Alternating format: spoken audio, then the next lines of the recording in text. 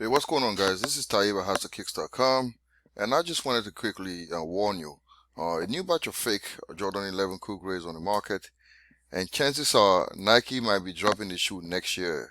So the replica industry is always like ahead of time, so they've already released a whole bunch of fakes.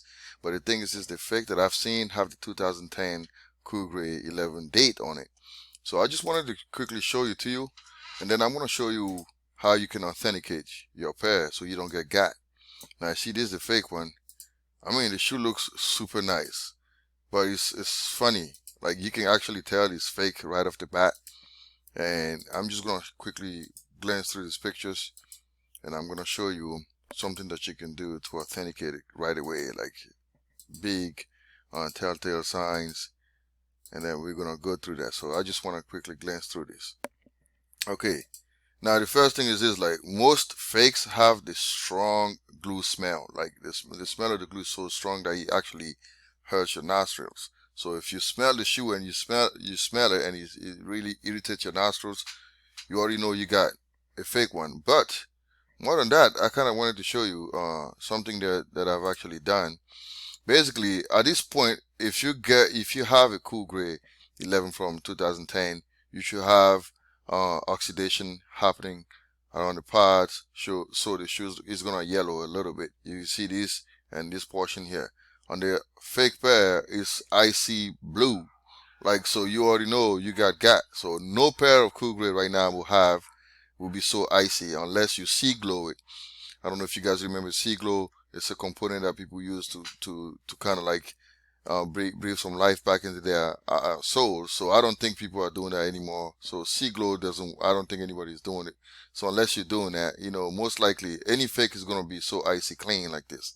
Now the other thing that I wanted to show you is this: if you look on the tongue, like you see that the liner on the fake one, it sits like below the outside of the tongue, like the liner that places that overlaps, it doesn't really do that. It sits like below it. You can see it over here. I pointed it for you so you can see. On the authentic, you can kind of see that they're almost like on the same, and you can't see the distinction. There's no distinction there. But on the fake, you can kind of see like there's like a clear gap, and the bottom portion of the liner sits below the edge of the tongue. So that's the one way you can actually authenticate it. And then if you look at the fake one on the back here, it's like kind of wrinkly. Nobody actually put their foot on it. Well, you can see the wrinkles are very, very apparent there. So if you see this, just stay away. Again, I'm showing you the bottom of it. You can see how icy it looks on the fake pair. Now, why am I saying this? People go, Ty, what do you care? This is why I care. I'm going to show you something. Now, this dude on eBay, actually, there's a guy on eBay that's actually selling the fake one. And look, it's going for like $298, $300 already. You can see that, right? Now it fits our characteristics. You can see the bottom of it. You see that? Icy. I mean, and dude has no shame. Like, he's selling these for like $300, and he probably paid maybe $150 for it or a little less.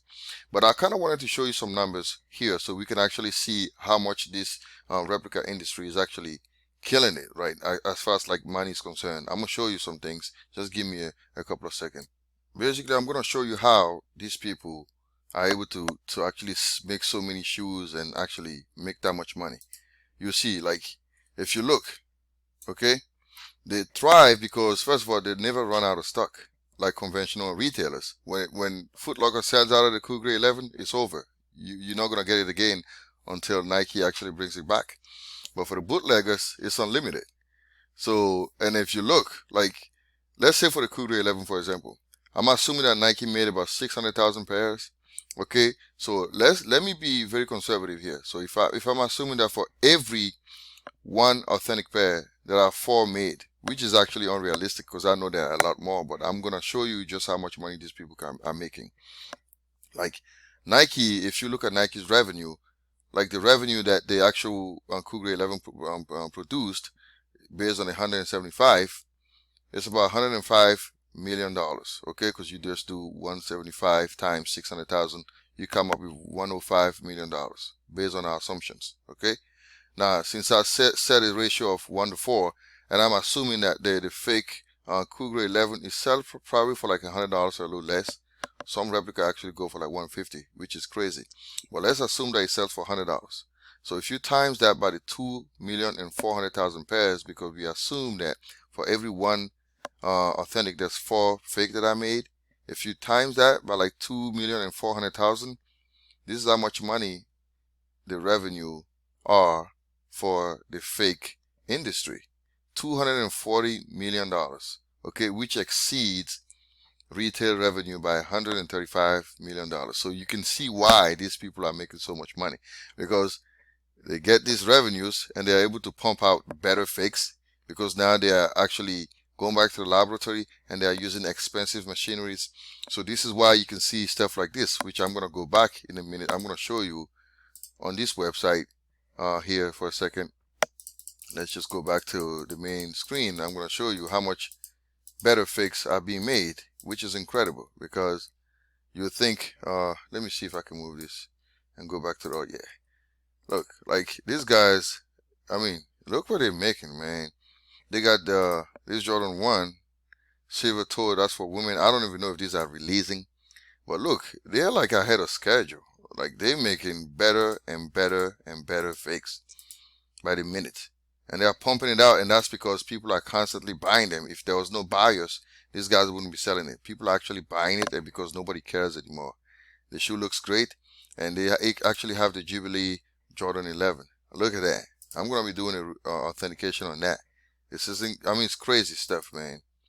But you can kind of see, there's always a telltale sign. Like, what I would suggest to you do is always look at the release, the production date. Like when I see shoes like this, when I don't have the authentic pair on hand, so the best way for you to avoid these fakes, unless you want to wear them for yourself, is you look at the date, the production date. Like, let's see if I can find the production date for this one. He didn't release it, but if you look at the production date and if you see any seller with it, just stay away from it. Look, they even had a Gamma Blue. They made fake Gamma Blues already. That's actually a new batch of fakes. So that's what I'm saying. Like, they keep pumping out these fakes because they never run out of stock. You see that? This is how much they're making some serious money from selling bootlegs. And they even have, like, they go as far as like making, let me see, they had the Tokyo 5s. See this? They even have the, let's see, the Supreme lows. Look at that. They make it the fake Supreme, but again, you can quickly bust these. Let me see if my computer is not going to be too slow right now. I don't know why this is not opening. But while this is doing that, let's look. Like, they have both Supreme. They have some Nike Dunk that look like the Wu-Tang Clan color. They got the Lightning 4s. I mean, they're pumping out the Cool Grade 3s. They already have that on stock. I mean, this is crazy. You can see they even making hybrids. And I bet you Nike actually looks at these people and look at this thing they made, man. I mean, they got so much money to sit on that they actually, I mean, I showed you, they exceeded retail by $135 million. So does that surprise you? No, it is not surprising. Look, they're even making, let me see if this is going to open now. Still not opening. All right, we're not going to worry about it. But basically, you saw what I'm saying. So I just want you to be careful, you know, because those fake cool grades are going to hit the market, and you can see they're already on eBay. So be careful when you make your purchases. That's all I wanted to warn you about. Again, if you want to read the entire article, go on my website. I released it, and I wrote a bit about fake shoes and everything. So you can go on my website and check that out. Other than that, man, I don't have anything else. So actually, now this picture showed now. For the Supreme, this is the wrong, they have the wrong tag. So as soon as you see this tag, stay away from it. It's just, this is not the right tag for the Supreme lows. So you can stay away. And these shoes actually, let me show you how much they go for, because you got to be very careful. They go for like like some are going for like $1,000. So you don't want to get got on that. You don't want that to happen to you. So you have to be extremely careful. Okay. So these came out, I guess, originally in 2000. So let's type the style number 304-292-131. 304. See 292. Let me see what's the other digits. 131. Let's see. So you can see they go for like see $5,000 for these shoes. So you want to be definitely careful, because you know someone's going to try to take advantage of you. So I'll show you what the box looks like, and I'll show you the, see, this is how the sticker is supposed to be like, this is the Nike Dunk Low Pro SB. Okay, the fake one have the wrong tag, so you might as well just not even bother. As soon as you see this, stay away from it. They chose the right box, but they have the wrong label on it. But this is it. And the elephant print kind of is a dead giveaway because it looks cheapish. It looks like there's no crack on it, so I won't even bother. All right. Again, thanks for watching. This is Ty from Master Kicks, and stay tuned for more stuff.